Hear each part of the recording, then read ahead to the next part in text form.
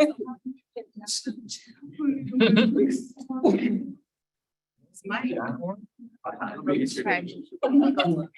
know. All right, welcome everybody. Thank you so much for being here. My name is Dr. Angela Silvestri-Elmore. I am the facilitator of our accelerated bachelor's degree students for their capstone project.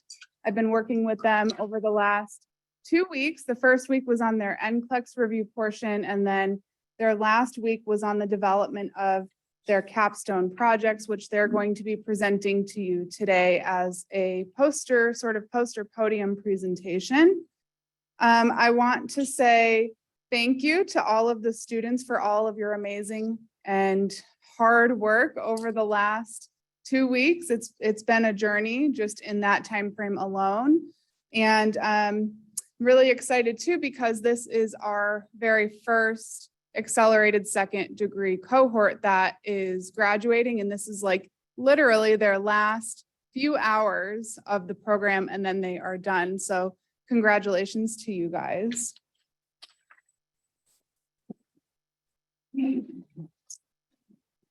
And then I want to thank Dr. Jennifer Fanes. She is our second degree track lead. She's done an amazing job overseeing the program over the last year. So I appreciate all of your hard work as well. And then, yes, clap. And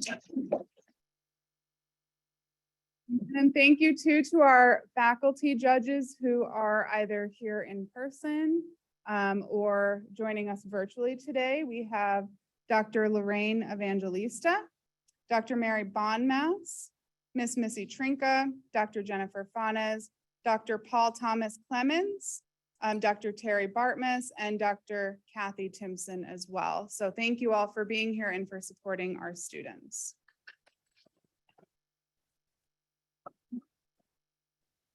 And then last but certainly not least, as part of the introduction, I do want to thank our clinical partners for being here today. I think all of you are joining us virtually, and we really, really appreciate you coming and listening and judging the students' presentations. We have with us today Crystal Gray from Summerlin, Joshua Scott from HCA, Russ Park from Seven Hills Behavioral Hospital, Pam Adzima from Centennial Hills Hospital, Rachel Serene from the VA, Samantha Quinn from Henderson Hospital, Josie Gill, I think was going to join us, but I'm not sure that she was able to, from Henderson, and Richard Angelastro from Henderson Hospital, Susan Johnson, also from Henderson Hospital, and Luis Coel from HCA Mountain View. So thank you all for coming today.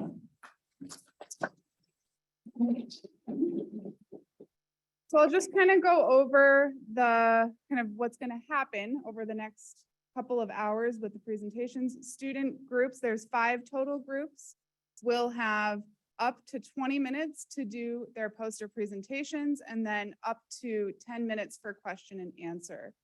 There will be in between each group a Qualtrics link that judges, so judges include any faculty as well as any clinical partners are able to judge as well.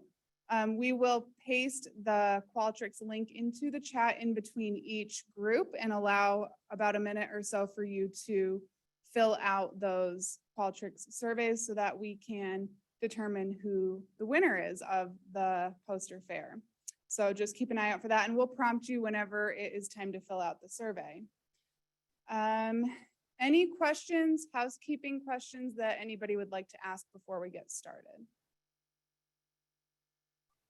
We will also be monitoring the chat when we get to the Q&A portion. You're welcome to, for those of you joining virtually, unmute and ask your question that way, or you can type it into the chat and we'll be monitoring that as well. All right, so without further ado, I will ask group 1 to make your way up to the front and you can get started.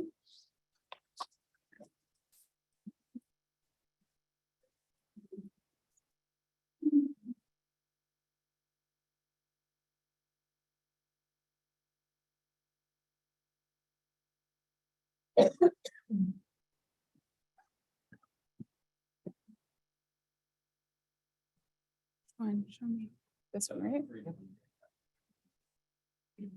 And then so do we not need to move the microphone or should we? Or Yeah, you'll have to hand it down. So Okay. who's starting? Okay, perfect. It's a little weird. Okay. All right, if you want,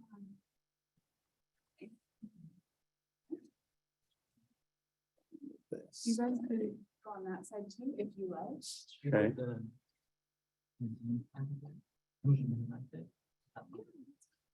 And then are we, for the questions, going to do the Zoom up here, the click? Or are you I gonna can do- handle that. Okay.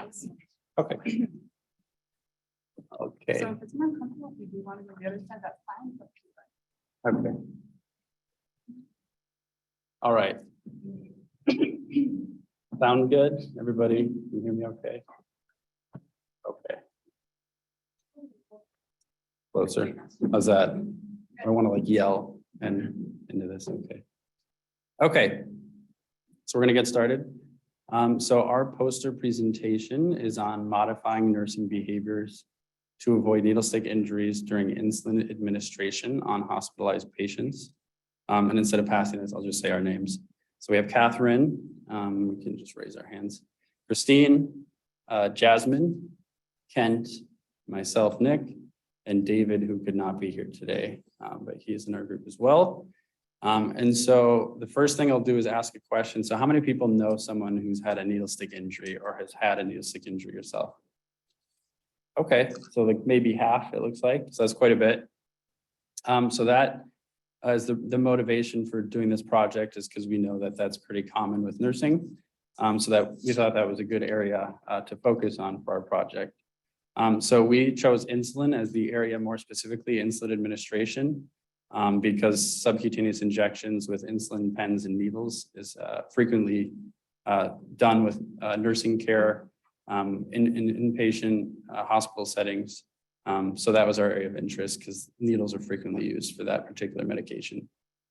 So each needle stick injury can cause a lot of financial direct and indirect costs. So it's estimated around $170 to like $350 per case for testing and blood work and all of that when there is a needle stick injury. And so over 2 million healthcare workers each year, which is 6% of the total global workforce, 385,000 US nurses are affected by needle stick injuries. And it can lead to transmission of hepatitis, HIV, and other bloodborne pathogens. And so obviously, generally, motivation is we want to avoid needle sticks. So that's what our project is on. And so I will pass this along now to Kent. So for our literature review, we had 6 articles to review on, and we divided up into 3 themes. For the first one, we talked about nursing behaviors associated with needle stick injuries. So needle stick injuries can occur at any point of insulin administration. So if you look at the process of insulin administration, we get the needle, we uncap, we put into the vial, then we drop the medication, take it out, recap, go to the patient's room, cleanse the patient, and then uncap, pinch, inject, take out, and into the sharps, right? Well, Lee, who did a study in 2020, reported that 42.4% of needle stick injuries was due to recapping the needle. And this, if we look back to the process, it is, when do we recap? It is after when we take out the medication, right? Well, Kelgi in 2021 reported that 29.3% have been practicing recapping needles after injections, despite what OSHA recommended. And OSHA recommends that to not recap and just immediately discharge or you know what I'm talking about, into the sharps. So what about the insulin pens or, the safety insulins? Well, in Lee's report as well, 75% of insulin-related needle stick injuries involved insulin pens.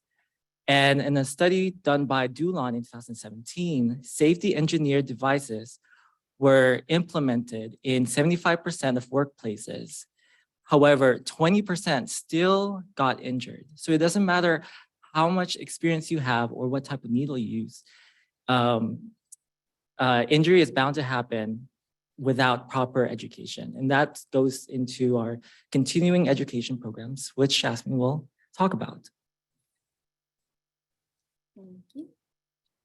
All right, so our second theme was about continuing education programs. And one statistic that was really interesting from this study was that 85.3% of nurses received actual training regarding the proper handling of needles, but then only 50.7% reported being unaware of the policies that were implemented by the hospital's infection control committee. So this specific study was done in 2018, and it was a program that was about the prevention of occupational exposures to needle stick injuries and blood and bodily fluids.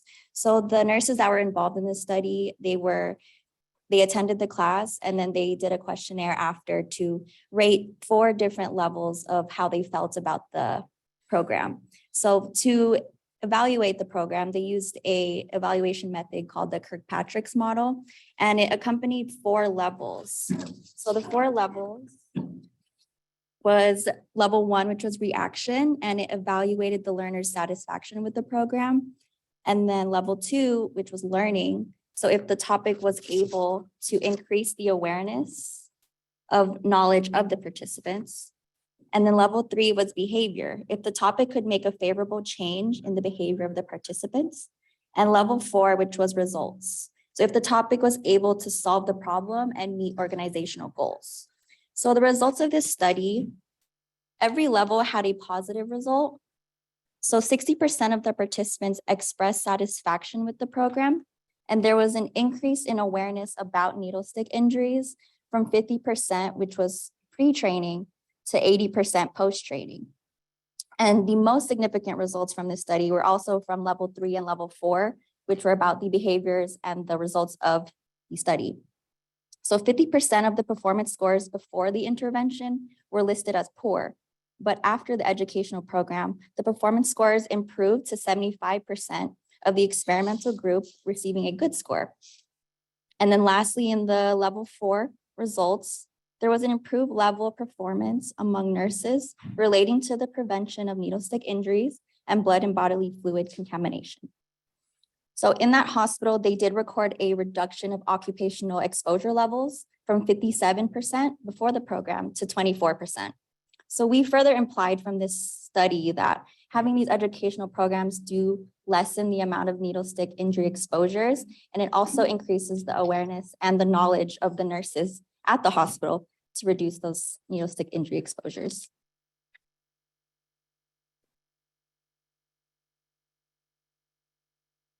Hi, I'm Catherine. I'll be talking about hospital facilitated safety measures to also prevent needle stick injuries.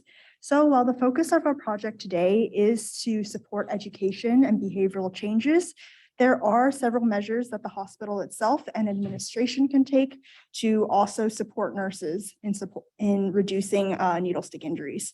So we know that safety engineered devices, or SEDs, having a safety device drastically reduces the rate of needle stick injuries. But in Friel et al.'s 2020 study, we saw that the use of a needle that's 6 millimeters or shorter that also has a safety device, as seen in the bottom left picture, that has a sliding needle cover safety device. Having both those things together dramatically reduces needle stick injuries. So in their study, they looked at hospital systems within one company over 2 years. In the previous year, they measured the needle stick injuries per 10,000 injections, and they found a rate of needle stick injury of 1.78 per 10,000 injections. So after the hospital-wide change of a shorter needle that has a safety device, they found that the rate almost halved to 0.88 per 10,000 injections. So from these changes, we know that having purchasing decisions, implementing purchasing decisions are greatly helpful, along with behavioral changes to reduce needle stick injuries. And I'll turn it over to Christine, to Nick. Okay, back to me. Okay, so for implementation plan, so basically based on all of that literature, we kind of tried to come up with a framework for how we could implement pretty much all that we learned from all of that information. So just to simplify things again, for PICO, just to narrow it down for population intervention, comparison and outcome. So the population that we focused on was a medical surgical nursing staff at like a Las Vegas Metropolitan Hospital facility. So we did that just mostly because of feasibility. So it'd be easy to reach out to them and have this implemented. And as far as the intervention, so we focus on the behavioral aspect. And so that would be needle stick prevention through education and a teaching demo. So that would involve essentially having a nurse educator from our team to go in and work with the nurses and teach the information that we are aware of to how to basically safely handle the needles. And then the comparison, so before and after we would have this demo, we would do an assessment. So there'd be a baseline knowledge assessment before, it'd be a questionnaire. And so if you want actually the scan me on the bottom, hopefully it should work. You can scan it and it'll take you to the questionnaire. So we made a sample and it has the actual questions that we would ask that hopefully would be useful in determining knowledge. And so we'd have that before and after the intervention, the teaching. And the outcome, we would hope that it would improve the safety and reduce the number of needle stick injuries. And so just quickly, basically, we just have to reach out to the hospital, partner hospital, make sure we get approval, work with them and administration staff at that facility to coordinate this. We would have to probably do this at the beginning of a nursing shift and like a nursing huddle. So that would only take like 10 minutes. We'd have them come in, do this pre and post test, do the quick little intervention as a 10 to 15 minute education piece before they start their shift.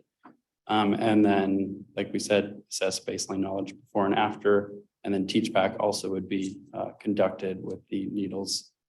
And the questionnaire is 8 questions, so hopefully that would be enough questions to determine their knowledge. Okay, now I will hand it to Christine, who will go over evaluation plan.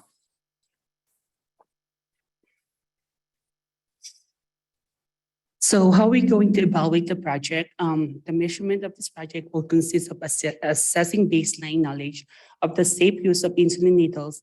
And to evaluate the project, the pre-survey data and the post-survey data will be separated so that the score before and after the education intervention can be evaluated. So Nick was mentioned about the questionnaire. So we created a form to utilize the pre and post-survey, and the form contained 8 questions specifically to these topics. And the question will be a true and false format. And QR code are available for those who want to scan it and see our survey. Also, the data will be examined to assess the mean score of the group of nurses before and after the educational intervention. This is where the resultant data will be processed through statistic analysis program to determine if the mean pre and post survey score display a significant differences.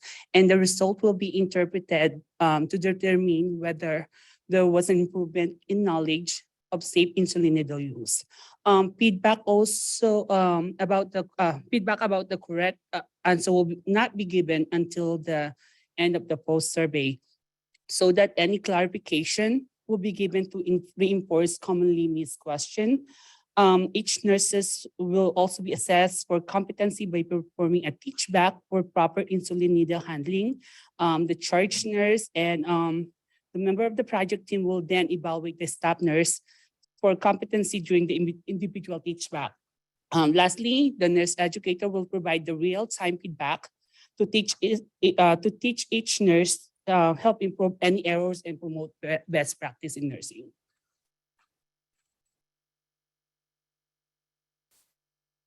Okay, so for potential implications, we have several. First and foremost, reducing needle stick injuries improves safety and well-being of nurses, and also decreases disease transmission. By reducing needle stick injuries, we also reduce unnecessary healthcare costs that come from testing and treatment after these needle stick injuries occur. So, and then hospitals can also have the power to make better purchasing choices when choosing insulin supplies. As I mentioned earlier, we have the 6 millimeter or shorter needle was with the safety device was proven to be very effective.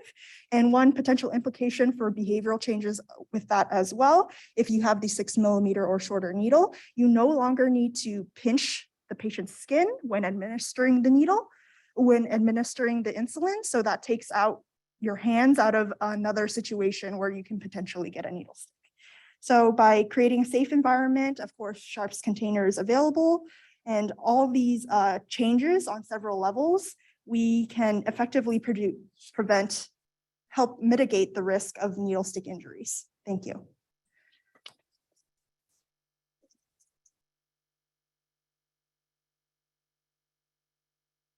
Any questions? Kasia? I was wondering if you guys discussed the location of the Sharps box while you were doing this project. Repeat the question so the online people can hear. Okay, so Acacia is asking if we discussed the locations of these Sharps boxes in researching this project. And so we did some research, and basically they want Sharps containers to be available in close proximity to where the nurses are working and where an insulin will be administered. So ideally, Sharps containers will be available in every patient's room and in other common areas like the medication room that have insulin supplies as well.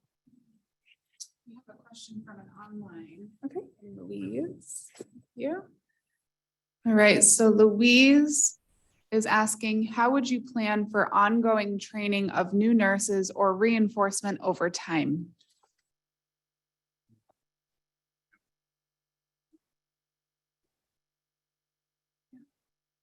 Go for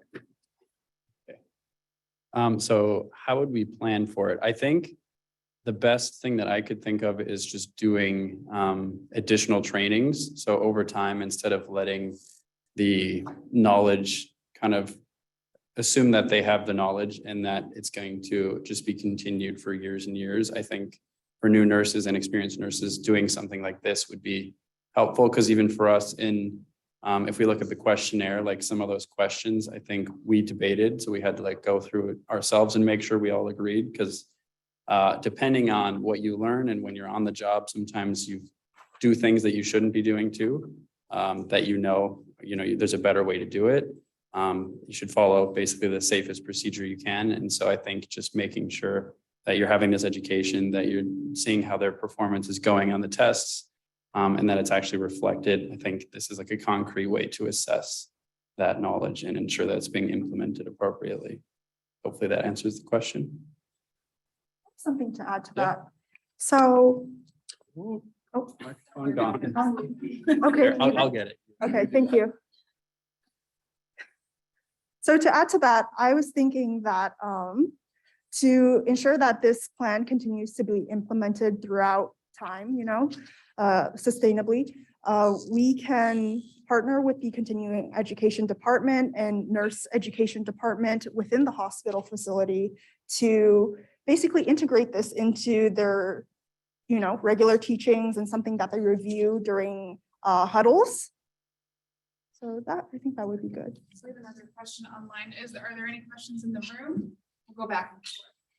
Dr. Bartman. So, did you guys find out the cost difference between those two devices? Oh, yes. So it was discussed in the study that I had, Friel et al. They changed to the 6 mm or shorter needle, and they found that it reduced their costs. I'm not sure of the exact number, but they did have a cost reduction by having a consistent type of needle throughout all their hospitals. Hospital administration wants to know. Yeah, for money. Good thing to add to your presentation. Great question. Yes, we have an online question that I will read. Okay, just for everybody who maybe didn't hear that last question, we'll start having the questions in the mic, or we'll repeat it. But the question was what the cost difference was between the two devices. And then we have a question from Rachel. So if this were to be implemented on a large scale, how would the nurse educator sit down with each employee and manage the time commitment?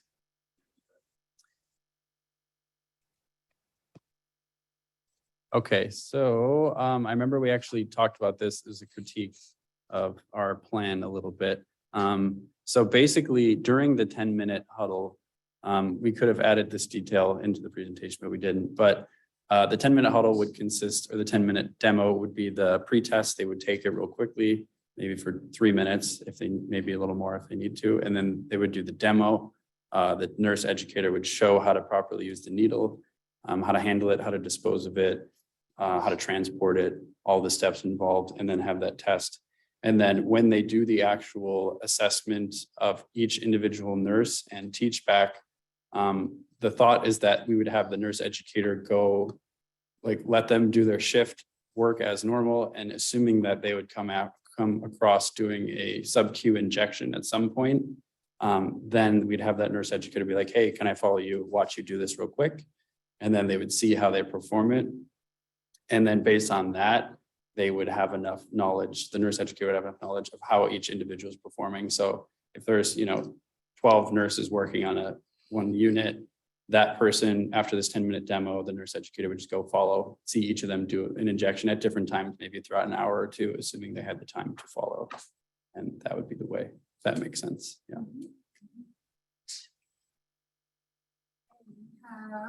3 more minutes for questions for group 1. Are there any questions in the audience in the room? Spencer has a question. I'm going to come back to you. That's okay. You guys might not be able to answer this, but did you guys ever find out information as to what time people were most likely to get stuck? Like, are they likely to get stuck drawing the medication, administering the medication, or like post-administration or pre-administration? I'm just curious. I don't know. So during the procedure, like which component?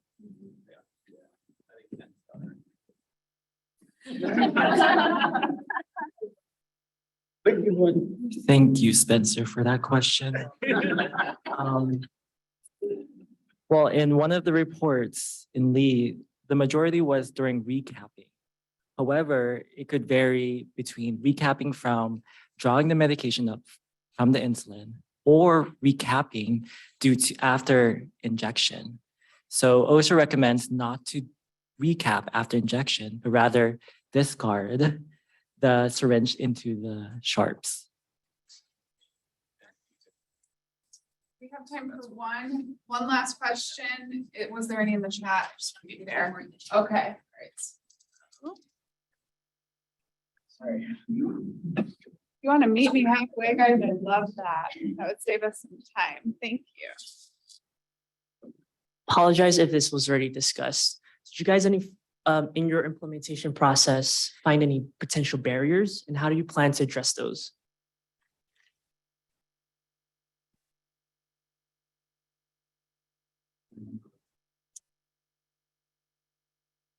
So one of the big barriers that we discussed was kind of the attitudes towards insulin administration. A lot of nurses are very experienced while working on these floors. They don't want continuing education on something they do a million times a day. So one of our biggest barriers that we discussed was having agreement to undergo this type of education. But since we saw that, a lot of needle sticks do happen, just regardless of whether the nurse is a new grad or experienced, we actually found that more needle sticks happen with nurses that have 3 to 10 years or more experience. So that was a big barrier. Funding was a barrier as well. And having personnel to follow up, like Nick said, during their shifts, that would be very time intensive. Okay. Thank you.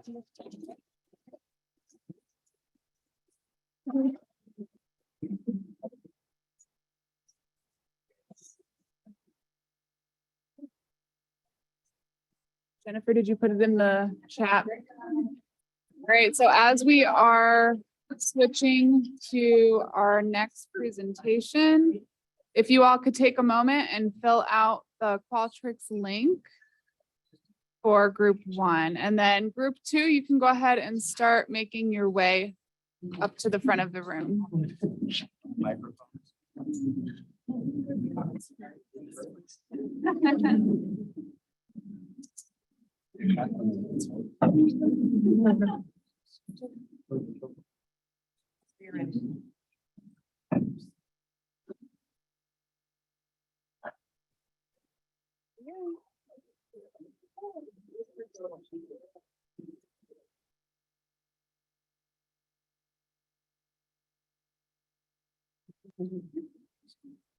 Hi, good afternoon. Thank you for being here, everyone, again, for listening to our presentations. My name is Lacey, and I'll introduce our group. We have Lexi, we have Robin, Mickey, and Spencer, who is in the room with us, but he is unable to present at this time, unfortunately, but he's still part of our group. So I would like to introduce our research topic, which is opioid use for pain management during the postpartum period and recommendations for alternative methods.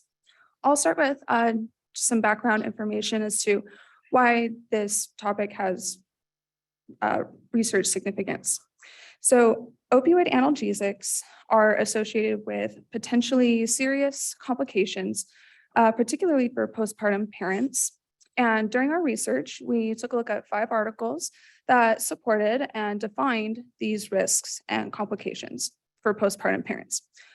These include things like opioid addiction, respiratory depression, serious opioid-related events such as altered patient mentation and the risk of falls. These patient safety issues can ultimately lead to newborn safety concerns, a huge concern being that the parent who received the opioid medication falls asleep with the newborn still in their arms. Lastly, opioids are also seen linked to postpartum depression, especially when postpartum parents are sent home with opioid prescriptions. Our goal with this research is to see if there are any changes in opioid medication administration after our specific patient education is provided. For our literature review, the article I chose speaks to the importance of this extensive patient education regarding opioid use in postpartum settings, using the JBI model for evidence-based practice and compiling evidence from systematic reviews, randomized clinical trials, and expert opinion.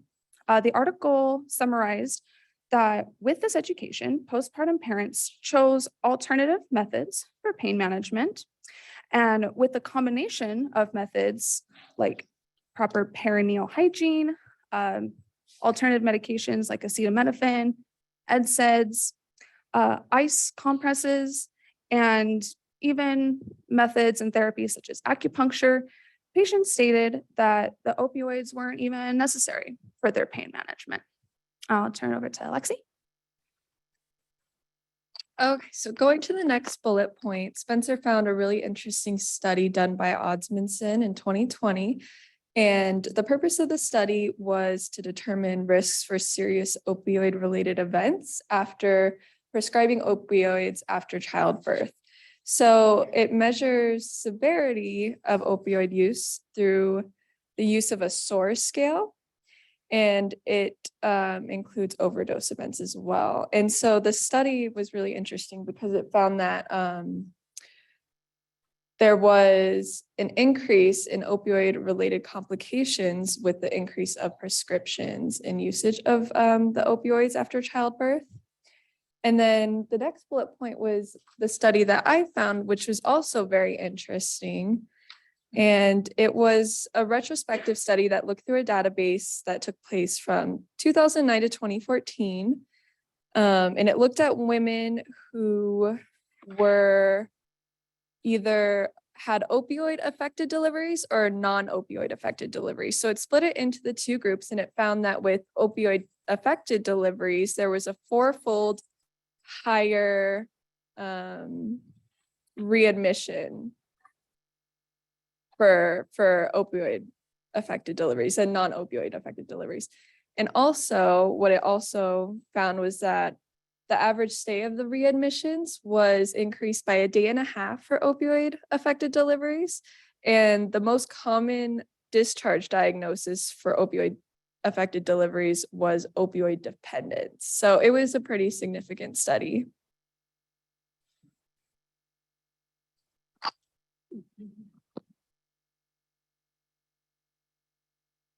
Our evidence-based project will take place in a postpartum unit at a Southern Nevada hospital. We will focus on educating nurses on the use of non-opioid pain relief methods versus opioid medications. We will not be intervening with patient education. Our focus is educating the nursing staff so they can properly educate patients upon admittance to the postpartum unit. We will recommend, but not limited to, the use of non-opioid medications, as well as proper perineal care, cold compresses, and acupuncture. A pre and post survey will be taken from the nurses regarding their level of education on this matter. To track the use of opioids in our postpartum population, we will audit charts for the 90 days prior to the education and the 90 days after the implementation. We will be getting permission to contact patients after their stay to survey their alternative pain management tools. We'll then move into the evaluation phase.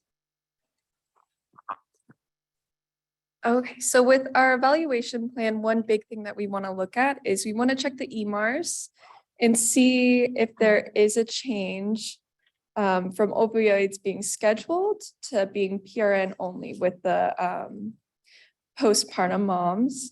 And then we also have that post-discharge phone survey that we will be giving to patients to assess the medication effectiveness. And we will be using a numerical pain scale. And we also put together a survey that we can use for the post-discharge phone call. And I can list some of these questions. Our first question we have for our survey is, did your nurse explain the side effects of both opioids and non-opioid forms of pain management? And if yes, how well would you rate your understanding following this education? The options being lacking, fair, or good. And then which form of pain management did you decide to take to aid?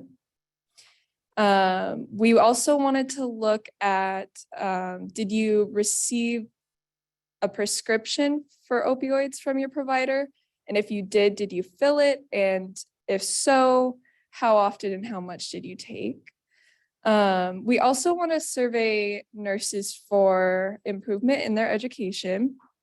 And we want to complete these evaluations at the end of each month for 3 months.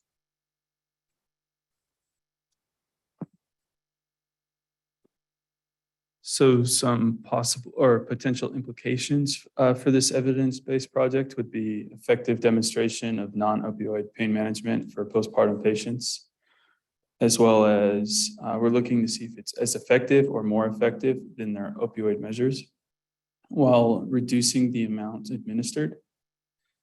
We also expect to see a potential decrease in opioid-associated complications. This would include addiction, postpartum depression, as well as CNS depression in patients. Any questions? Yeah. I have a question. Actually, it's kind of a two-part question for you guys.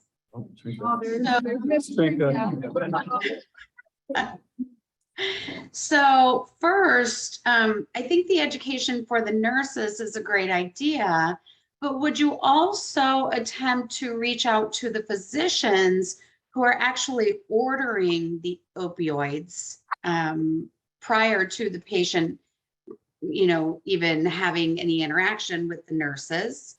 And then the second part of the question would be, with something like acupuncture being used, would that be at the expense of the patient? Or would the hospital be bringing in an acupuncturist to work with their patients? Or would the patient be required to just find someone, a specialist, on their own once they were discharged from the hospital? So, yeah, my article is more on that. So for the first part of your question, for the physicians, That was one of the complications that we thought for this project would be if the physician would even be willing to consider that. We weren't really sure as to if that was in the scope of this project, but it would definitely be something heavily relied upon, as if they even would consider another form of pain management in their interventions. Okay. So in the article that I researched, they mentioned that their research should be, these alternative methods were also really successful because they were able to implement this into hospital policy. So hopefully if, you know, the postpartum unit and the hospital itself were to implement, you know, some sort of hospital policy in regards to opioid administration, hopefully that would help sway doctors and their orders.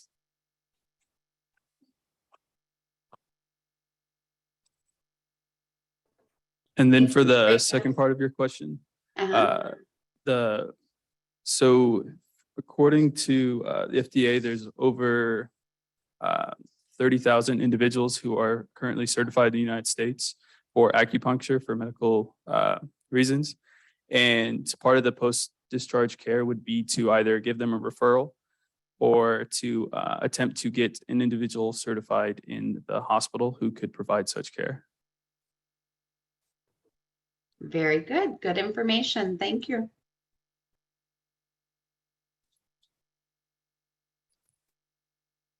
All right, question from Louise. So in your study, will you select out those who are previous users of opioids?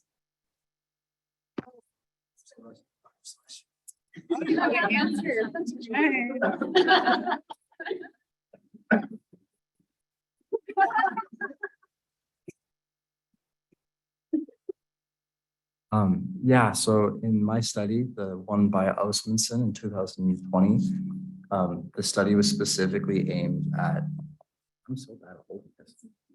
The women that were selected were indicated to have no previous opioid abuse disorders. And any opioids they had taken had been within 100, like they had been 180 days clean of any opioid usage. So I hope that answers your question. So they would be selected out then. Yeah.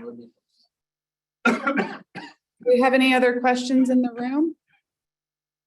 Dr. Bartman? So you guys mentioned in there your educational intervention. Were you thinking more of like a toolkit or a page of information on that the nurse can hand to the patient, or is this more of a verbal type training? The reason I ask is I got pregnant for the first time at 38 years old, and I was given zero education on how to manage my symptoms at home. So I am a doctorally level emergency room trained nurse practitioner, and I was given zero knowledge. And I know that especially if it is women who may have low education levels, low social literacy, if you know your educational intervention, I wasn't really clear on what that would be for the nurse to provide for the patient.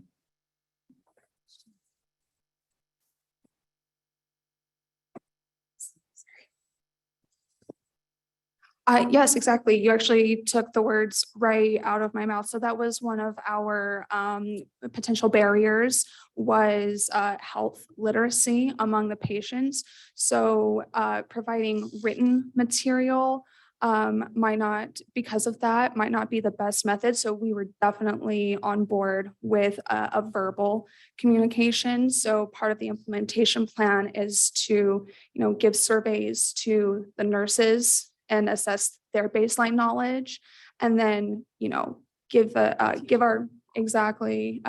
presentation to the nurses so then they can verbally pass this message to the patients. And then to follow up, we would phone call the patients after discharge and give that survey that Lexi was mentioning. So one of the questions in the survey is, did you feel like the education was adequate?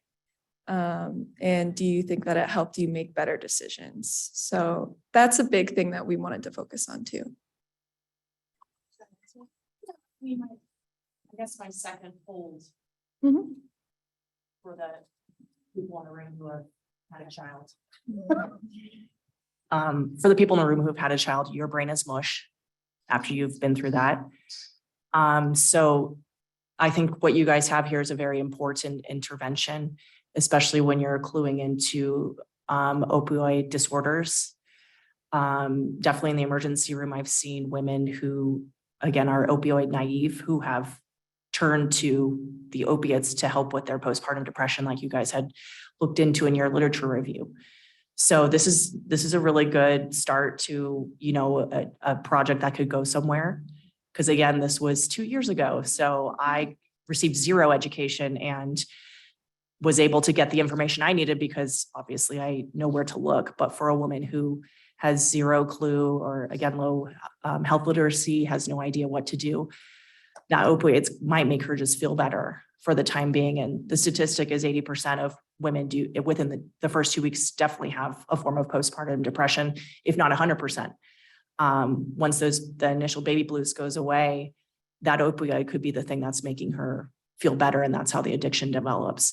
So I think verbal is important, but at the same time, there is a component that a lot of women's minds are mush and nobody lets them sleep in the hospital. So verbal may not be. So I don't have any suggestions as to how the education intervention should happen, but with a nurse that may not have any time whatsoever, you know, especially with COVID coming and going, there's, you know, not time, there's deliveries everywhere. They may not have the appropriate time. So you guys definitely have, you know, definitely recognize something that needs a change. But how it's the educational intervention would be the most important part for you guys to hash out, because my mind was not there, at least. I think that's an excellent point. You guys want to respond? Yeah. So another alternative to that could be one of the follow-up appointments prior to giving birth could be to educate or at least give like a little bit of information prior to that. So that way your brain is not a mush and you can kind of have a sense of idea of what's going on. But that would rely us to work with like a lot of other physicians and like go outside of a hospital reach. So that could help provide like a little bit more to that gray area that you're speaking of. So that way they have an idea going into it, they can have an understanding, and that way it's more exposed to them prior to being placed in such a stressful situation. We could also use written materials to send them home with, like once they've recovered and they're ready to learn something, because childbirth it does take a big toll on you, I'm sure. And we also we want to get permission to follow up with these parents post-discharge anyways. So maybe we could also do a phone call like a week or so after and just reinforce what we teach and make sure that it's working for her. And I think we can also educate the partners to make sure their brain isn't quite so mushy. So we can make sure that there is somebody there upon discharge with them, and we can educate them and send them home with information as well.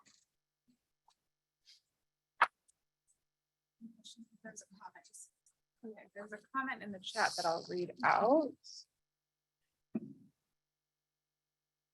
So from Miss Trinka, so education is such an important and unfortunately missed area in maternal health. Just a comment, yes. Do we have any other questions from the audience? Any other questions from our virtual attendees? All right, well, thank you very much.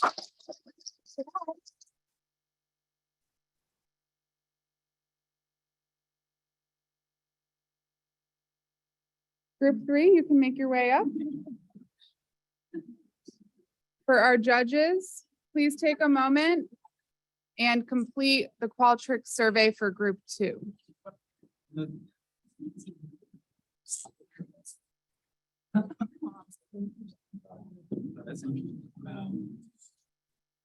Is this you guys here? This one? Yes. Okay. I think that looks okay. It's not.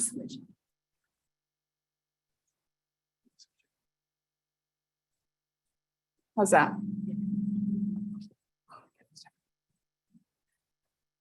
It's for you. Oh, yes.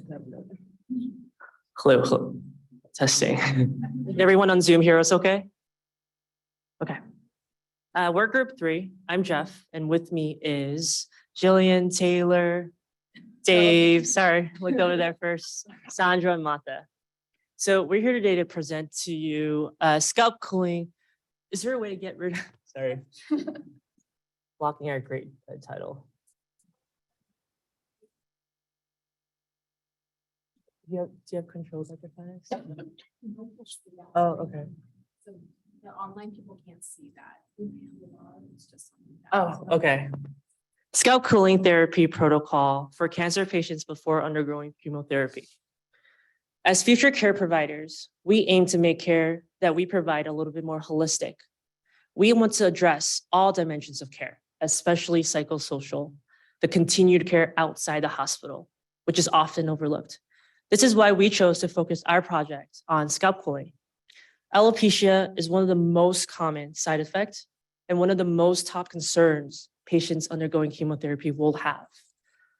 We also recognize that alopecia could have a great impact on self-esteem to the extent where patients can cancel or postpone their care, leading to a fragmented treatment, abandonment of their treatment, or in some cases, even deterring them from even starting treatment.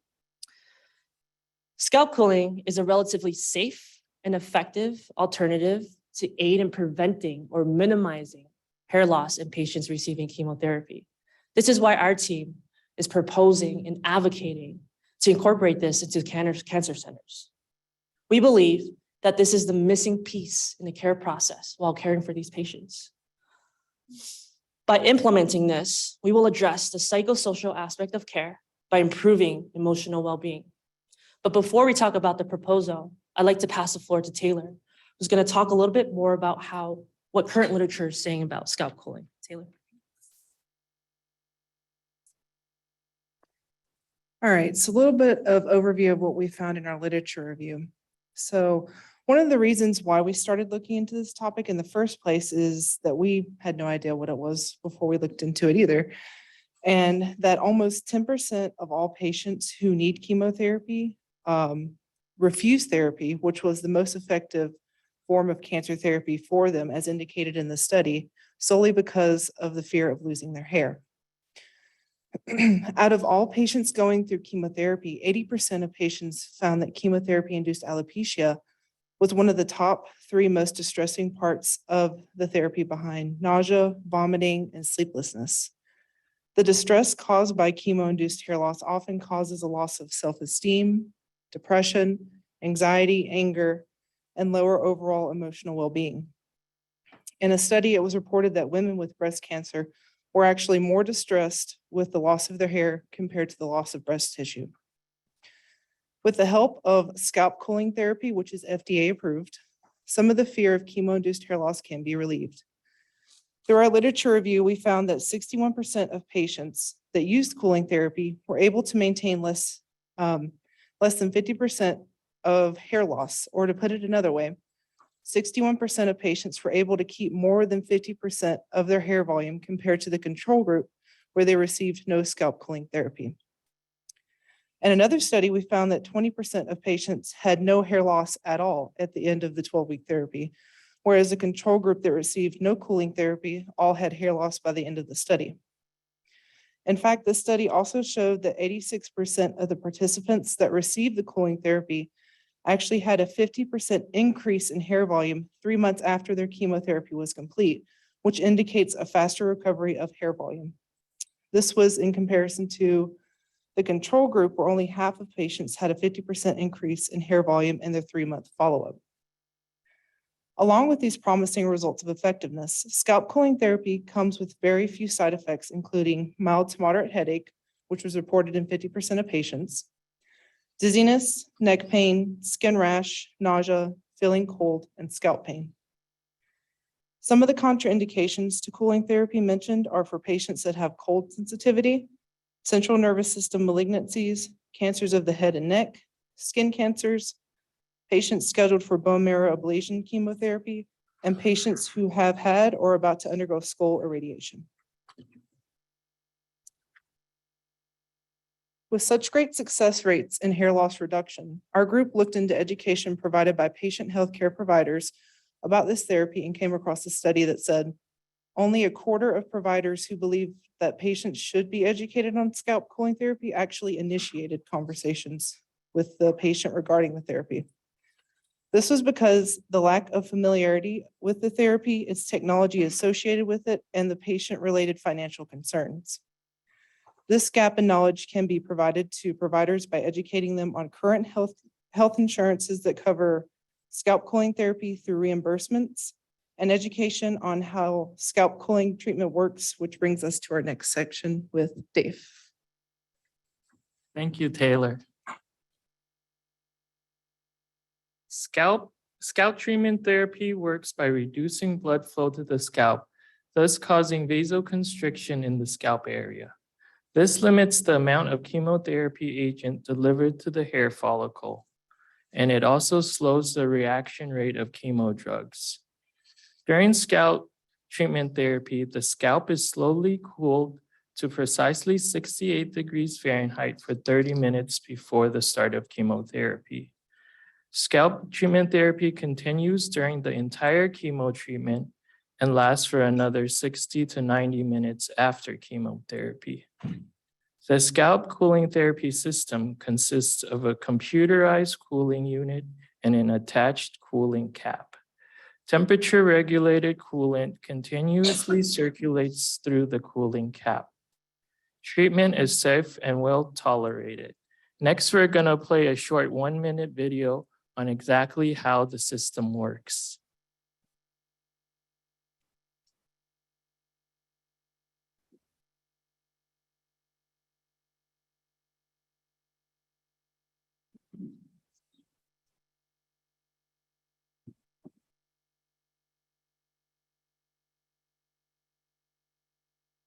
You don't want to see my calendar.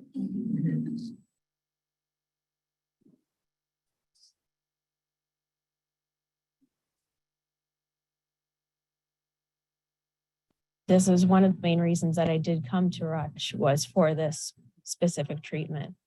Companies mails you the traveling case for the cap and all the equipment in it. I open it up and get my hair wet and get the conditioner worked in throughout my whole head and use the tangle brush and just kind of make sure everything's been worked in. Put my headband on to protect my skin and my ears. I've used the cooling cap for the 12 weekly cycles of Taxol that I've been receiving. The machine has been running before I got here to bring itself to the proper cool temperature.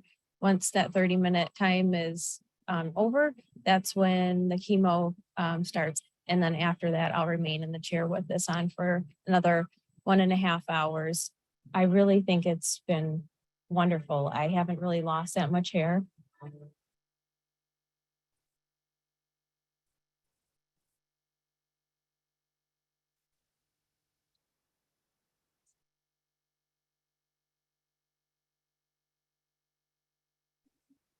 Penguin cold caps here. We watched some videos online and they were pretty good. But I had some...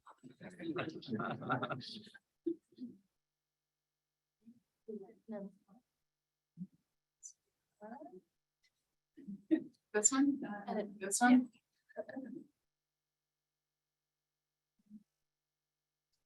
As we watched from the video, the SCT process is not complicated. It's non-invasive and beneficial to the patient's cancer treatment. So how do we plan to bridge the gap in lack of awareness and knowledge? With the implementation of a protocol for SCT at comprehensive cancer centers located in the Clark County, we will reach out to educators, managers, and compliance teams at these centers to receive approval and consent to implement our program. We will be pitching our interest in educating specifically the nurses and the physicians. We will be providing teaching on SCT, how it works, how to manage the equipment, and the protocol we plan to implement later on. The nurses will play a key role in this intervention because they will be our frontline in expanding and reinforcing the awareness of SCT. We plan to roll out this protocol gradually as we undergo 2 phases in this intervention. Our first phase, we will educate the physician and nurses only without implementing the protocol. The protocol will be implemented during phase 2. This protocol will be a questionnaire that will be implemented into 2 key events of the patient's care process. The first event will be at registration when they visit the facilities to meet with their physicians. This will be their first exposure to the option of SCT, in which they may inquire further with their physician. The second event will be during the patient's pre-procedural checklist prior to receiving chemotherapy. And this questionnaire is not extensive or anything, it's really simple. We're going to ask them, have you been educated on SCT and are you interested in SCT? And from these 2 questions, we will further expand any additional questions that may be needed at the specific facilities that will determine the eligibility and their desire to continue with the SCT treatment. Next, we have Martha, who will be presenting our evaluation plan. Thank you. So after each of the phases that are implemented, we will have 3 things that we're measuring. One would be the adherence to educating patients about SCTs. Another would be the rate of patient interest screening and offering the usage of SCT. And the last thing that we will be measuring is the rate of acceptance that patients want to participate in the SCT treatments. So like Sandra said, phase 1, we're only educating the staff, the providers, and we're gonna let them do what they please with that information. As long as they're aware, that is the purpose, bringing awareness to the providers. After 3 months, we will evaluate to see if there's an increase in awareness with the patients, an increase in compliance of educating them with the screening, offering of SCT usage, and if it's being used. After the 3 months, we'll implement a support system, which is the protocol to help them, just to guide them and give them more support to implement the use of SCT and implement the education portion. And then let them use that for 3 months. And then we will compare the results after each implementation or after each phase to see if the protocol is increasing the rate of adherence for education for patients, the rate of screening and offering, and the rate of usage. Oh, sorry. And one more thing, the way that we would be measuring it is by auditing the charting system. So we would look in the patient's charts to see if it's being documented. We will also be looking at consent forms to see if patients are consenting to using the SCTs more.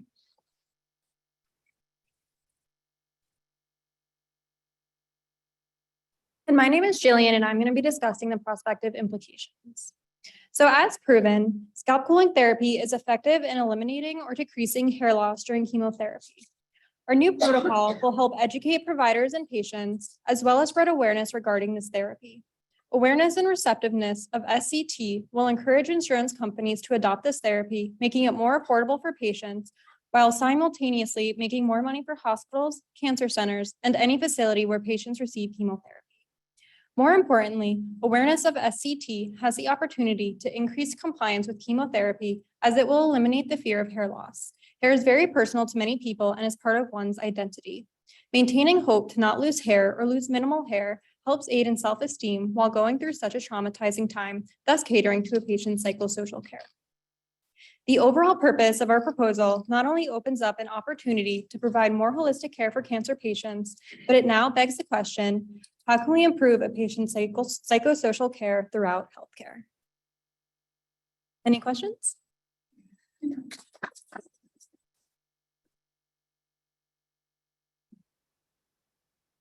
Questions from the room?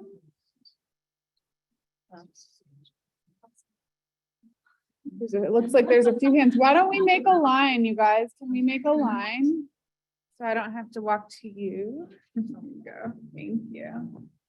I just thought that was a great presentation. I don't know, I think it's a really innovative idea and can have a lot of significance. But I was just curious how you came up with the idea. Thank you. That's a good question. Great question, Acacia. So we've already, you already repeated it. So our group thought a great deal about this question and what inspired us to do this. At first glance, you might think of us as a nonprofit organization, but I would argue we're way more than that. What inspired us to do this is our clinical experience as a student nurse. We see a lot of care emphasized on the physical aspect, decreasing sepsis, decreasing CLABSI, decreasing length of stay, lowering rate of admissions. And it's all really important. We know that can't stop, but we argue that we cannot forget about all the other dimensions of care, especially psychosocial, but it doesn't stop there. The purpose of this is to kind of bring back around or remind everyone that patients are in the center of everything that we do. How we perceive care may not be how they perceive care. And even then we're like, no, we need something else. So we thought that every day that we're in a hospital, it's great. We as nurses focus on care within the hospital. So schedule meds, schedule procedures, care inside the hospital. And sometimes we forget the care outside the hospital. But we were like, wait, maybe they don't forget. Maybe they just don't feel in control, that they have control of care outside the hospital. We thought this was a great idea to bring to have nurses feel like they have control of care outside the hospital. We know that it's not a change overnight, but we do believe it's a step in the right direction. And that's what really motivated us, inspired us to do this. Do you guys have anything to supplement? Thank you.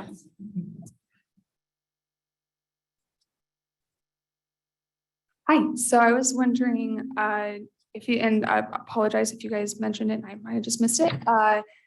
Do you know how much this costs, if this is something that would be available to, like all cancer patients, regardless of socioeconomic status, or is this something that is like still like in the really expensive phase?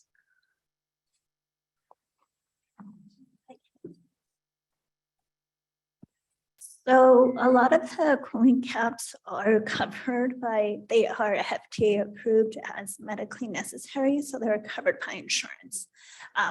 We did come across an article that states, or some findings that stated that typically the out-of-pocket cost, because cancer is expensive, cancer treatment is expensive, is typically $2,000 to $2,500, $2,500 out of pocket for the entire length of cancer treatment. So. Just a little bit more information. Medicare, Medicaid, and a lot of the big commercial insurances do deem this medically necessary, as Martha said, and it is reimbursable. So it's part of the care. Yeah, they just need to bill it. They need to bill it. That's great. Okay, let's see. So we've got some questions. So from Miss Trinka, do any of the cancer centers in the Valley have this option, or would it be an expense of the patient that would then bring this with them to their treatments? So you kind of answered that, but maybe if you want to add anything.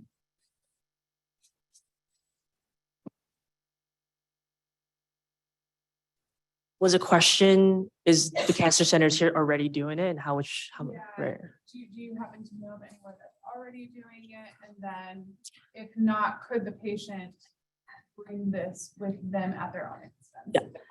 At the Las Vegas area, we haven't found any cancer centers that's currently implementing this.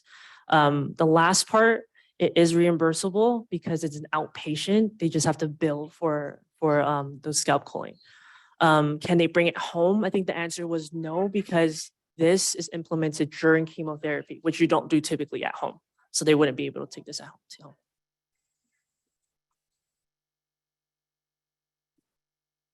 So quick question about this. I guess, I think clinically, like I think it's great. I would want to adopt something like this. But the next question kind of comes back to the previous question, which is the cost of the machine and the upkeep.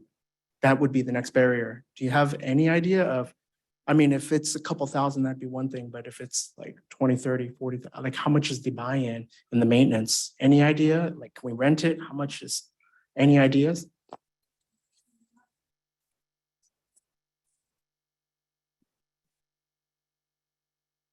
So that was a really great question. We know the cost of the treatment. We don't know the cost to maintain it, but that's something that we can look up.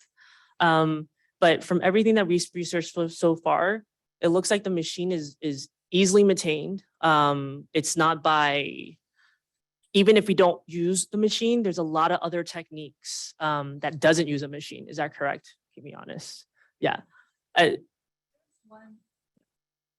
There's one other manual cooling cap method, which doesn't use a machine that can also be an option for them to consider if the cost of maintaining the machine is a concern, just as a trial.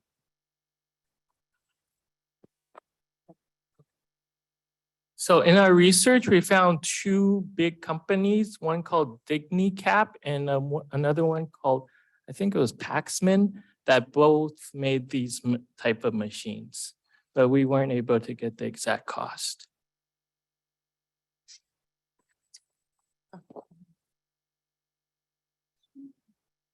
There are a couple more questions and we do have time. Do you mind if I go to the online question first? Okay, so have you considered the additional space or time requirements for chemo centers to allow the use of scalp cooling?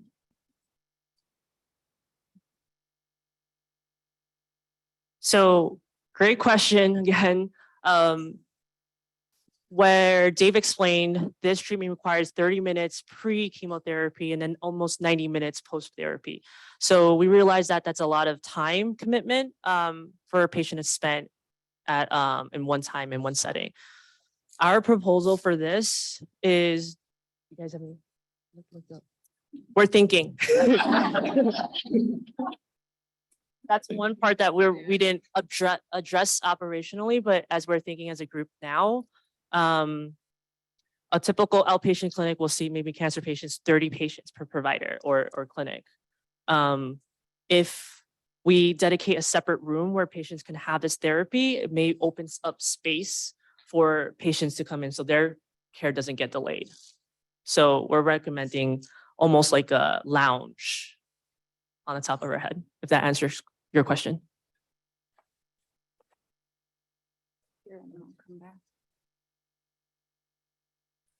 So how does this compare to the infrared cap that they use for normal alopecia patients that they already used to do for hair growth for them?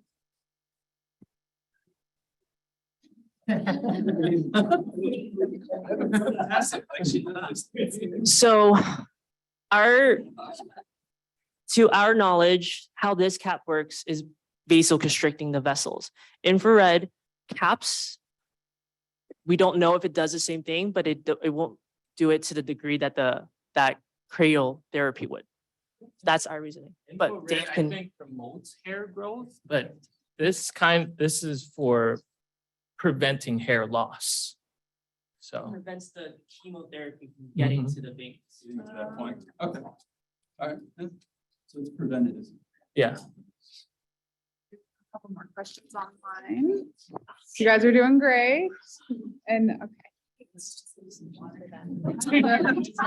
oh, okay. So actually, you guys, it's just a comment from Dr. Clements. So cold caps typically cost about $380 to $450 per month, plus shipping costs and a refundable security deposit in some cases. Scalp cooling systems can cost from $2,000 to $2,200 for a full course of chemotherapy, with the date of February 2022 is when that information is from. So I know there aren't a whole lot of cancer centers here in town. Your literature review, the bottom one that mentions about the providers not educating their patients on this. Did you guys find any studies about, I guess, oncology providers' opinions on the product? And were those motivated not by the brands that were promoting this? Yeah, yeah, that was my question, because it's interesting to me that if there's truly no cancer centers using this, why? Why is my question, I guess. So is there research on why oncologists don't think they should promote this? That's a great question. So when I researched this article, it was a randomized study. It sent out a questionnaire to 600 oncologists. So from here, as mentioned, 62% of the oncologists agreed that these patients should be educated on the options for SCT, but the barriers was either they weren't aware or didn't fully understand the technology of SCT, or it was financial concerns that was patient related. And there were minor safety concerns, but I would assume that it was mainly because they didn't fully understand the technology. But it was a small study, and it wasn't in Las Vegas. I was more on the East Coast. Yeah, sorry. Is that, yeah, okay.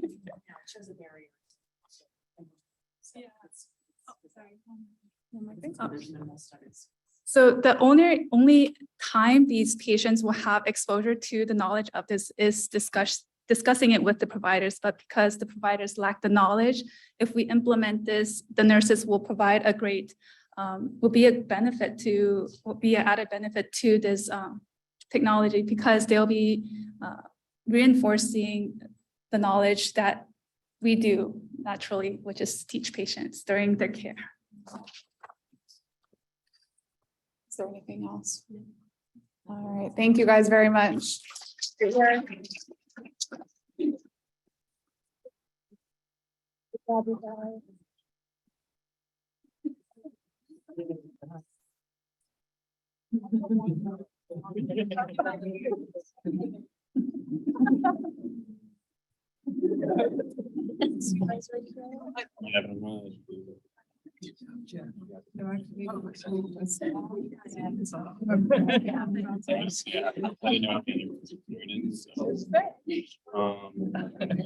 Yes. No, not that, right? Or yes, that. It's that, but that's just. I'd like to hold. Do you want to hold that? Sure, I guess so. All right, it's very awkward. There you go. Super. Thank you, though. So we're all ready to roll. What should I wait a second? Let's make sure this works.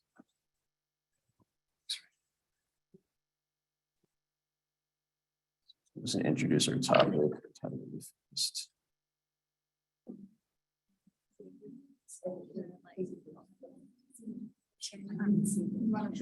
Oh, no, I'm just gonna say the title and then I'm gonna switch back. Okay. So is the Kahoot thing showing? Okay. Okay. Hi, everybody. So we're group 4 and our project is strategies for reducing the rate of acute MIs, misdiagnosis among adult women in the ED. I'm Robert. Kaylin. Andrea. Crash. Hila. So we're going to start off with a warm up though, before we get into our presentation. Most of you guys are familiar with this. It's Kahoot. So let me go to that.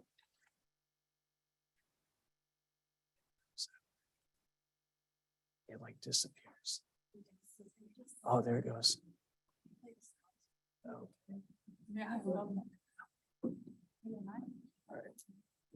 Tech savvy person, Hila, do you want to like talk about how they can join us? So they just. Okay. So with Kahoot, it is like a quiz. So for the people on Zoom, Robert's gonna bring up a code that you can put into kahoot.it, and that will take you into the game. We would like the Zoom members to log on first if they'd like, and then our classmates can log on afterwards. There we go.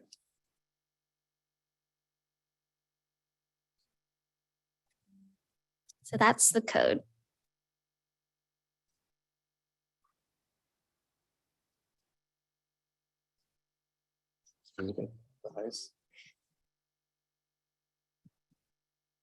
Yeah.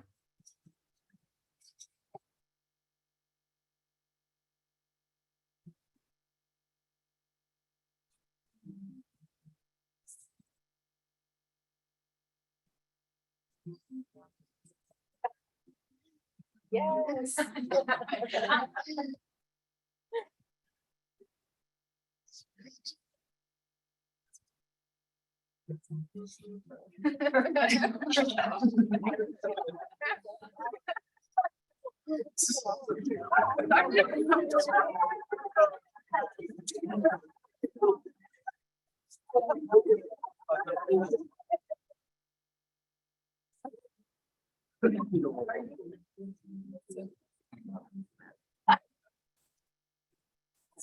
Yay. Okay.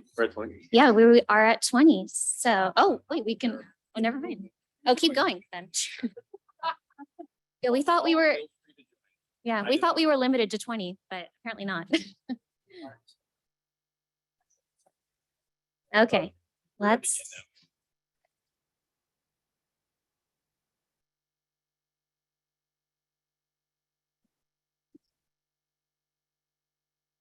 Okay, what is the leading cause of death in women globally?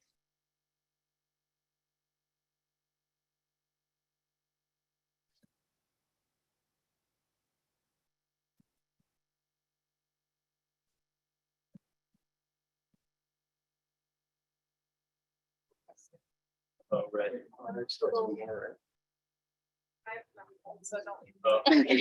Okay, I'm doing something wrong because it won't let me answer. Oh, that's okay. Oh, sorry, guys. Yeah, that's probably why. It's okay. Yay. Hey, good job.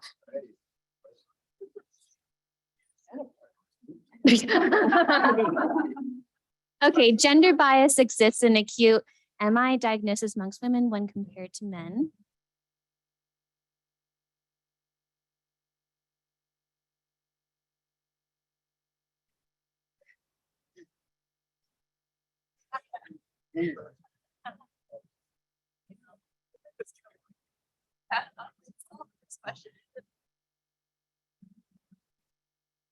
Very good, very good.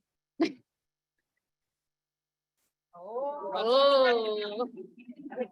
All of the following are reasons men experiencing AMI arrive to the ED faster than women accept.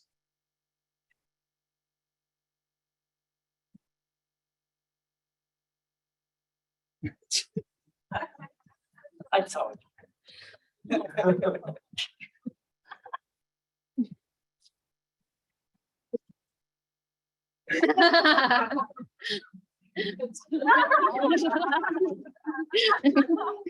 Oh, we got a split. Yeah. Multi-select. Which of the following are signs and symptoms of AMI in women? Select all that apply.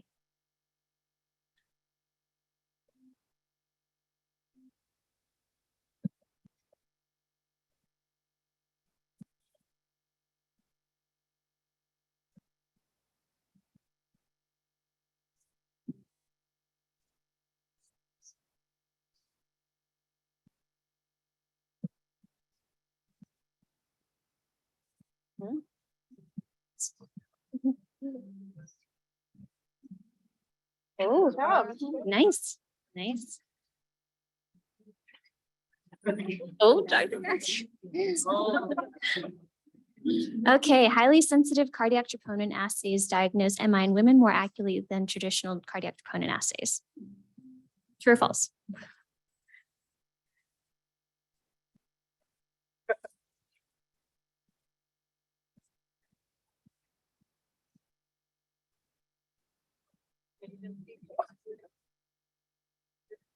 I know. Oh, yeah. I know.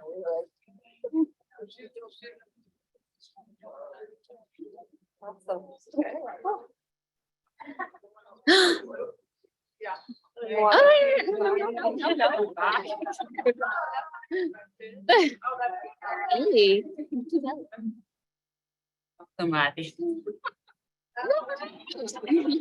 Congratulations, Dr. Matthews.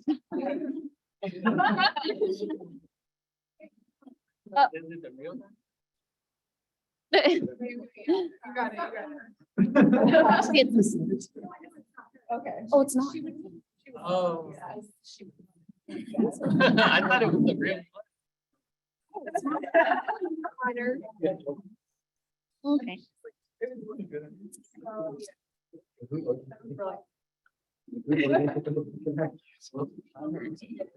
Oh, I subscribe.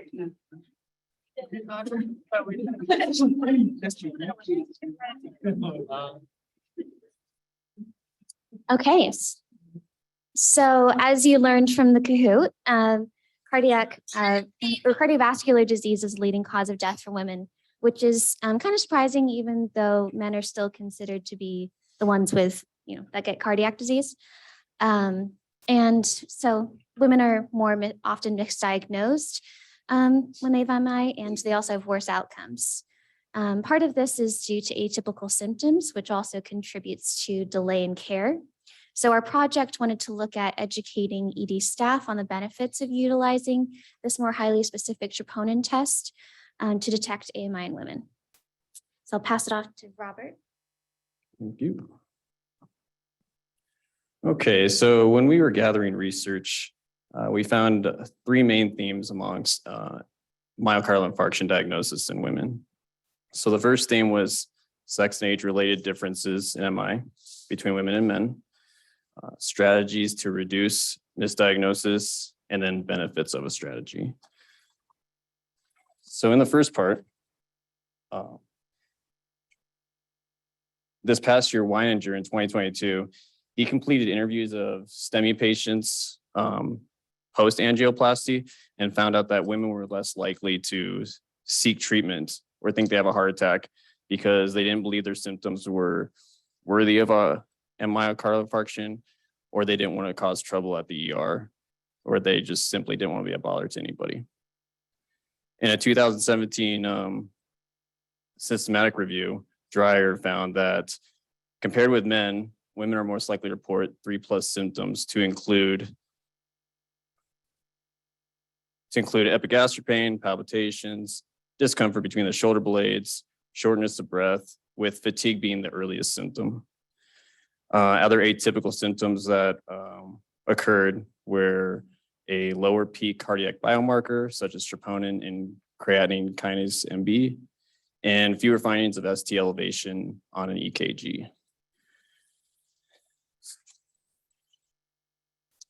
And lastly, in 2022, this year, Shaw, even if they do get to the hospital and they get diagnosed, he found that when they were diagnosed with AMI, they were less likely to receive treatment such as PCI and pharmacological treatment. So now I'm going to hand it off to Caitlin. Alrighty. So I'm continuing the literature review. Like Robert mentioned, evidence has shown that women have lower levels of cardiac biomarkers like CKMB and troponin. And from my understanding with what I read, MIs are typically diagnosed using the 99th percentile. So if women have naturally lower cardiac biomarkers, it can be understandable why they are being misdiagnosed using that 99th percentile. We've seen that US hospitals have begun to utilize a highly sensitive cardiac troponin test versus a traditional, more conservative cardiac test. These highly sensitive ones are able to detect lower levels of cardiac troponin, which are also have been proven to be more accurately diagnosed for women. A study in Australia showed that the use of these highly sensitive cardiac troponin assays increased the diagnoses. It decreased the cost through the not needing additional testing, decreasing the length of stay, decreasing mortality. And the actual cost on that was $9.2 million in 1 year was saved from using those. Another thing that our literature revealed was that there are differences between female and male thresholds. So for example, the manufacturer Abbott, their assay has a female threshold of 16 nanograms per liter versus men, which is 34. So meaning they have a lower threshold for females. If the female tests at a 16, then she'll be diagnosed versus if they used the men's, which is the 34. This is important because right now, from what I understand, they are using an overall population threshold and not a sex-specific threshold. Another study in Scotland revealed that MI was identified in women 5 times more than men. And let me see, with the use of those highly sensitive assays. Another point to make was that even when chest pain was present in women and their cardiac troponin levels were in the 99th percentile, women were still 16% less likely to undergo diagnostic catheterization. So overall, with all the literature we found, there's a lot of compounding reasons for why females are getting misdiagnosed. Everything from the atypical signs and symptoms to notions that women don't have MIs and to maybe using tests that aren't as accurate as they could be. Andrea is going to go over our implementation plan. All right. So as far as I can't say that, I told you that happened. Implementation, we're going to contact the CNO of a local hospital to discuss evidence-based interventions that improve diagnosis and outcome of women presenting to their emergency room with atypical signs and symptoms of MI. We also want to work with hospital cardiologists, ED physicians, and nurse educators to create an annual training plan. And this training plan will include testing their knowledge about the signs and symptoms of MI in women, as well as introducing them to the high sensitivity troponin test, how it works, and how to interpret those results. And I'm going to turn it over to Presh.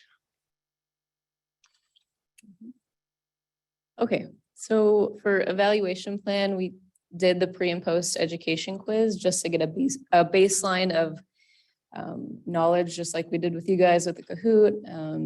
So basically, when we get in there to that annual education, we'll provide a quiz before and after just to get a baseline of knowledge. And then about a month after, 6 months after, and about a year after, we'll do follow-up questions based off of that feedback we get from the pre and post education quizzes. To do that, you'll need to be online. Okay. Sounds great. All right. And then finally, the learning modules will be updated over time based off of the feedback we get from staff and the scores on the quizzes, and implications will be provided by Gila.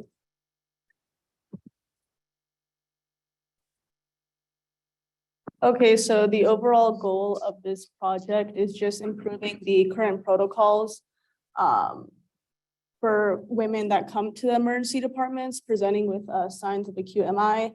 Some potential implications include reducing the rates of misdiagnosis in women, as well as improving or introducing the sex-specific protocols. So like basically what happens when a woman comes in the ER, how do they triage them, etc., as well as decreasing overcrowding in the emergency departments. If these high sensitivity troponin tests are given and administered early on, this can eliminate the need for certain other tests. As well, that ties into reducing the overall cost. Although the high sensitivity tests are more expensive, again, just giving it to them prior to other tests can eventually end up saving money for both the patient and the hospital. However, more qualitative studies are really needed to understand the experience women with acute MI go through once they come to the emergency departments. So like whether these disparities occur due to improper triaging, a lack of women-specific protocols, a lack of education, or a misdiagnosis by the ER physician. And that's all. Thank you. Any questions?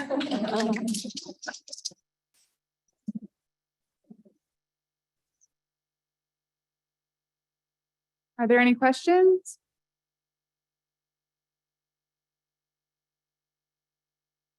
Did you guys actually find out what the cost difference is between the gender specific assays?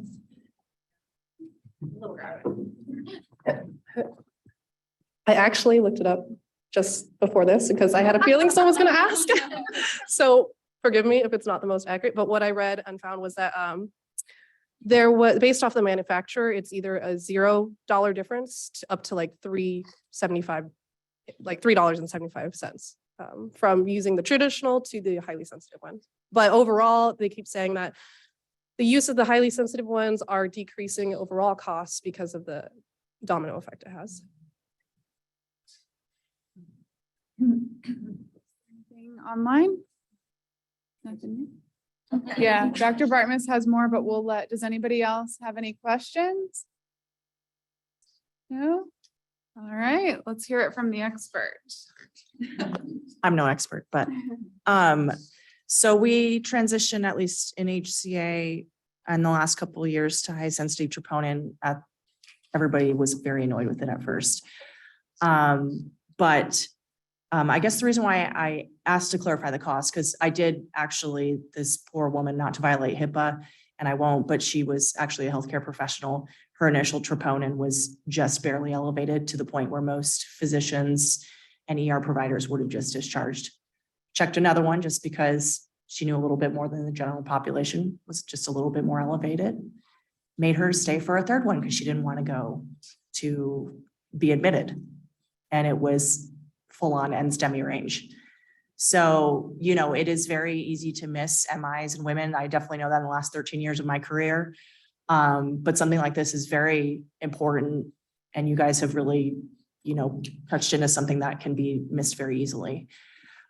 So my recommendation, if this was really to go into, if it's only that much of a difference and depending on lab training and everything, it would be very important because there are a lot of, not to throw physicians under the bus, but ER specifically that will say that's not elevated, even though per the protocol it is. Anything over 5 is elevated, just to give you an idea, when it used to be much higher than that or much lower than that for people. So when they see that and the 20 is kind of the cutoff, they're like, it's not elevated. If it's 7, we're going to send the patient home, but that's not the protocol. So if you really, you know, for women especially, this is very accurate. So presenting that cost information would be very important for hospitals to encourage the testing.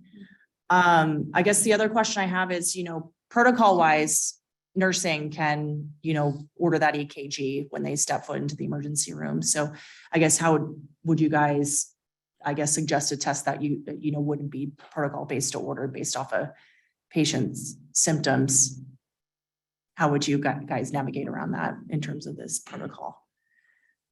Because you wouldn't necessarily be able to order the troponin, you know, correct, right? And you wouldn't necessarily be able to suggest this be ordered because it's not in your scope. So how would you, I guess, start the conversation with the cardiologists?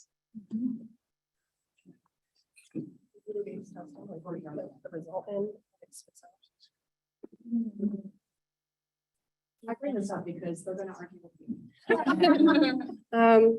If I understand the question correctly, so you're asking how would we? Project is regarding, you know, bringing it up to CNO to suggest these interventions to utilize your member specific assay. So how would you know, verbalize this to people that would order it and to administrators that would say that's a cost? Okay, I see what you're saying. Well, what I thought of, we kind of mentioned having like a computer adaptive calculation implemented inside of the EMR system, kind of like how they have sepsis like calculators and stuff when patients come in. So maybe during triage, we have this calculator, and if they say, you know, oh, I've got this, this, and this, and then it calculates, it would like suggest that they would need this test. Do you guys have any other? Yeah. Yeah. So in addition to that, I mean, it's a great question and something that we found hard to answer really when we were looking through the literature review. Because initially we actually wanted to find like, is anyone or has anyone made a female specific protocol when a woman comes into the ED? And we weren't able to find that. So we, ended up finding this, which was really helpful. But what we really need is, like I, said, is the qualitative studies, is we really don't know what the thoughts are of the cardiologists, of the ED nurses, of, people with your expertise, to really understand what would be the best way to bring it up and triage. But yeah. Need to know more about the experience of women in the ED so that we can identify our own mishaps, I think, in the diagnosis and treatment. So I know that there was one more question, but we are needing to move on, or it's just a comment here. So my sister just had an MI with completely atypical presentation and was diagnosed with this test. I feel fortunate. Great. Very good. Thank you guys so much. Appreciate it.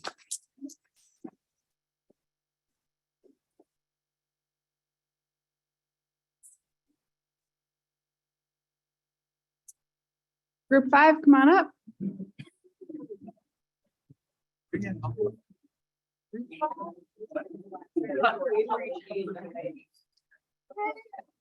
I got no questions.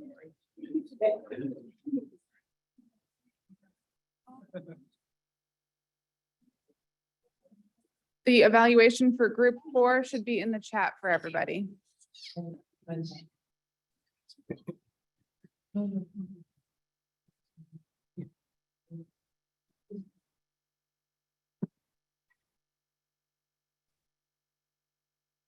Hello, this is so weird. Hi, we're group 5. So we are looking at the implementation of sleep hygiene protocols in the adult intensive care unit. So I'm Alicia. We have Nikki, Macy, Angie, Bree, and Maggie. So we actually had a few members of our group do their preceptorships in different specialty adult ICUs.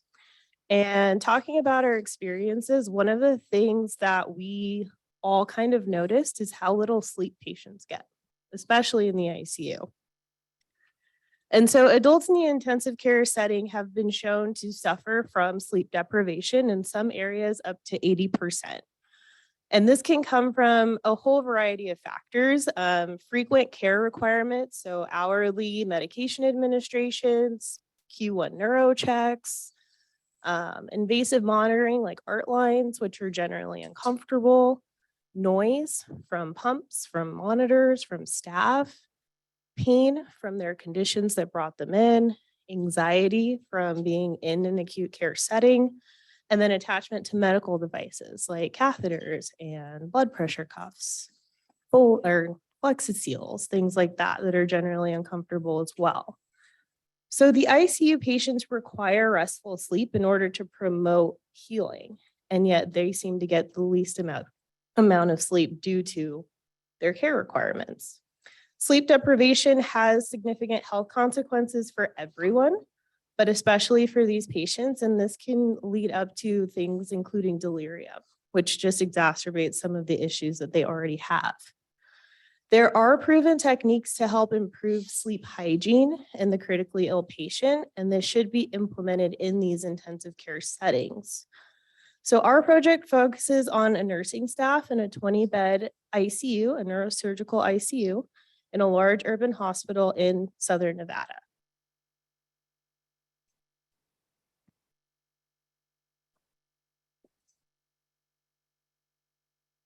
So the articles that we chose outline potential nursing interventions, methods, and nursing staff education, which supports our proposal of the importance of sleep hygiene in ICU patients.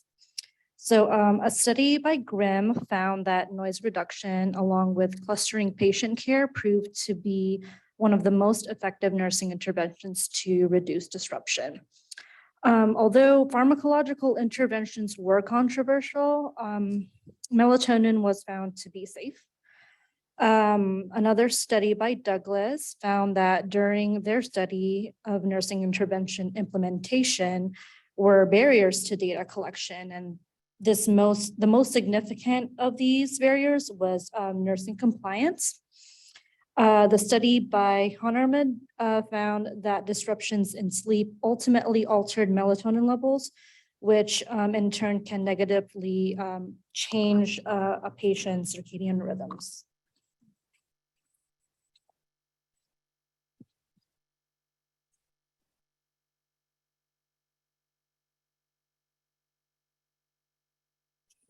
A study by Beck, Edwardson, and Hetman focused on 8 different interventions, such as promoting sleep, noise reduction, earplugs, eye masks, music, designated quiet time, and clustering care. This study also identified various risk factors involved in sleep for adults in the ICU. And it found that patients with pre-morbid illnesses and poor sleep quality prior to being admitted had more significant risks to sleep disruptions. Noise reduction, as was discussed in the GRIM study, was found to be the most beneficial. A study within this study was discussed, and after implementing a noise reduction protocol in a hospital, which included staff awareness and simple measures such as closing doors, reduced the noise levels from 96.4 decibels to 77 decibels. And in our last study that we discussed, Richards et al. Conducted a systematic review of sleep measures in critically ill patients. These measurements studied sleep time, sleep efficiency, arousals, awakening, sleep architecture, which is basically how much time was spent in each sleep cycle, and fragmentation of sleep. The 4 main measurements that were studied were polysomnography, which is PSG, which utilizes EEG to look at brain function during the sleep cycle. The second measurement was actigraphy, which utilizes an accelerometer to track movement during sleep. Questionnaires were also used, which just focus on patient perception of their own quality of sleep, and observation done by a clinician. And PSG was found to be the gold standard simply because of feasibility and validity.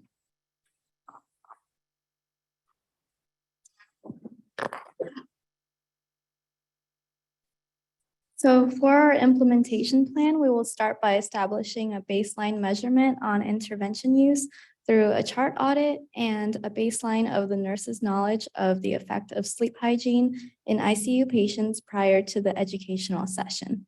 And after a baseline is established, educational sessions will be led by charge nurses at morning and night huddle meetings to the staff nurses. And the educational sessions will include a step-up approach from non-pharmacological low-cost measures like noise reduction, earplugs, clustering care, and relaxing music to pharmacological interventions like melatonin. To reduce noise, simple measures like closing patient doors and making sure equipment is charged to avoid excess alarms have shown to be effective in promoting sleep.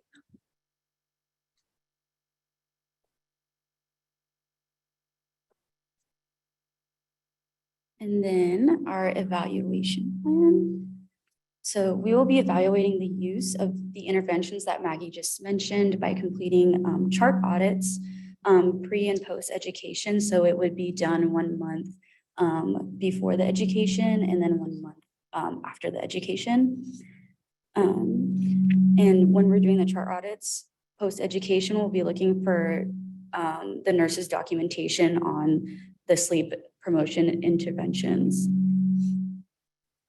We will also be evaluating the knowledge change of the staff by having them complete a survey, also pre and post educational intervention, which will assess the staff's knowledge on sleep promotion based on a scoring system. And that will be done a week before the education and then a week after the education.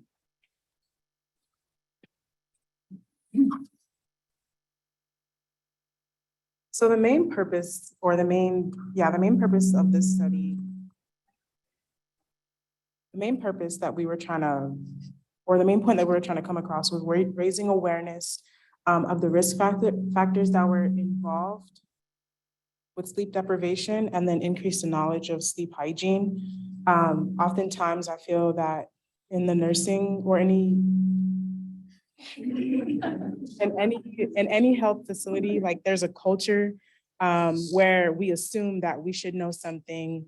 So I feel that it'll give the opportunity to increase that knowledge, and then give the opportunity to teach others that are not part of the nursing care, such as like support staff or new grads or nurses that are coming from different departments. It'll also give us more interventions that critical care nurses can use to help with sleep. Like just asking the patient, what can we do to help you sleep better?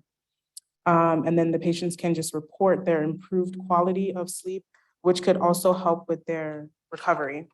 Some barriers that we noticed were staff participation and compliance. Maybe they just don't want to participate, or they just don't know how to participate and comply with it, which goes back to the chart audits that we thought of. We may not have nurses that are documenting appropriately if they do complete those interventions, or they're not really completing the interventions, but saying or documenting that they are. Some modifiable risk factors and pre-existing conditions could also come into play, like pain, insomnia, or medical equipment like the BiPAP machine. And I also thought of some maybe cultural or traditional rituals that may be practiced to help with sleep that could get in the way, and then just lack of approval from leadership. Thank you.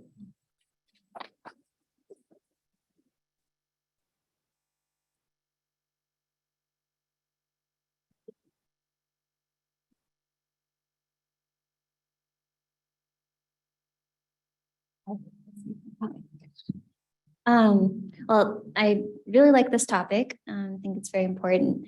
My question is that, so in my past college days, we had a class about the circadian rhythm, and I'm wondering whether there has been research into, or whether you thought about the idea that it's good to not sleep during the day, but a lot of patients tend to sleep during the day, which likely disrupts their sleep at night. But it's a tricky balance, because if they're not able to sleep at night, then when are they going to sleep during the day? So, and there's just a lot of health things that go along with disrupting that cycle. So. Anybody want to respond to that? Okay. So there wasn't a ton of research on like affecting the circadian rhythm. There was some research on lighting. So keeping the shades up during the day and then bringing them down at night. But as far as the effectiveness with that to like maintain that normal sleep-wake cycle, there wasn't a ton of research that supported that it actually worked for these patients. So that's why we didn't really emphasize it too much, because I think it just needs more research. Also, we should take in consideration people that work those opposite schedules, especially in the Las Vegas area. They're sleeping most of the day and just awake at night.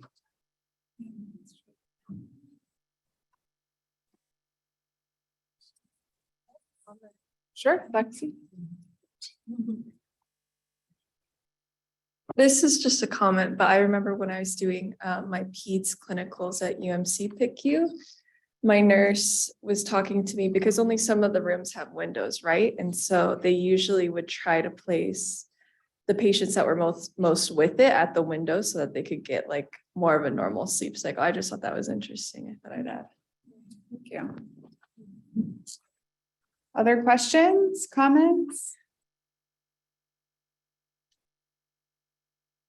Was there anything about those Q1 hour neuro checks and how you help those people sleep? Because that would be literally impossible.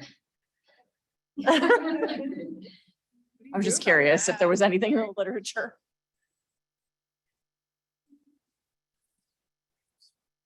Yeah. To answer your question, no. As someone who had to participate in those Q1 neuro checks, unfortunately, there are some things that we can't help. But I think The only thing that they really highlighted was maybe clustering care. So if you know you're doing Q1 neuro checks, then timing your medications and anything else that you have to do and doing it efficiently was one of the things that they said could help work around these things that we can't really not do. We have a question online. Question is from Louise. So was there any research to show shortened lengths of stay for those with better sleep cycles? This could be a motivating factor for facilities to adopt these protocols.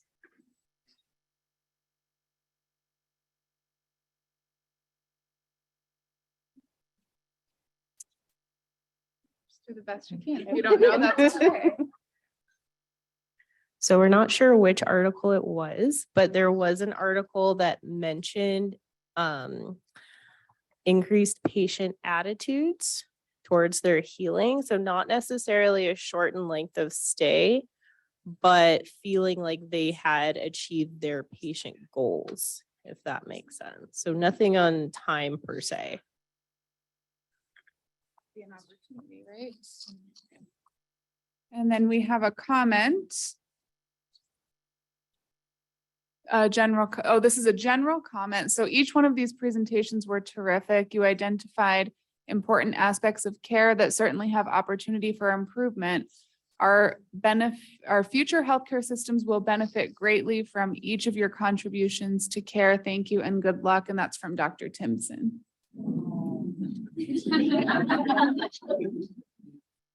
And it looks like we have, probably we'll call this the last question. How's that sound?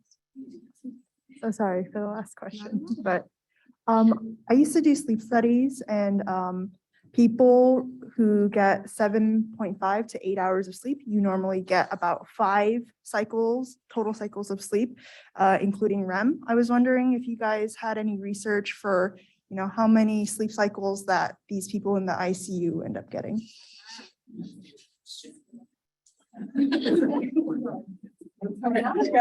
She keeps apologizing for asking.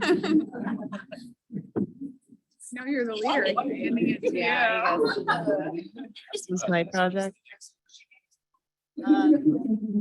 So there wasn't enough data on actual cycles. The data that we did have on sleep cycles, it was 1 cycle. So they would see how long they spent in the deeper cycles, but they did not record the length of the cycles or how long they were actually sleeping, because none of these patients were sleeping that long.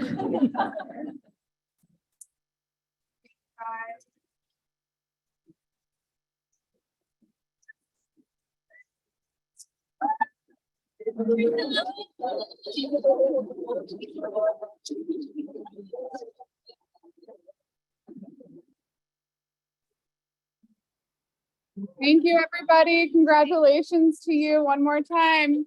You guys did it.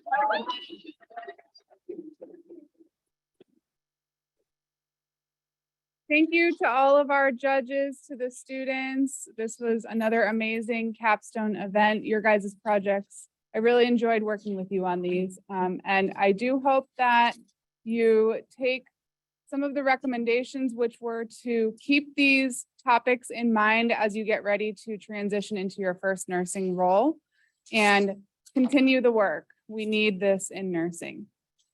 So with that, I say thank you very much. And judges, please fill out your Qualtrics surveys, and I will be announcing the winner tomorrow afternoon. So keep an eye out for that. And it will be shared on social media as well. All right. Thank you, guys. Thank you, everybody.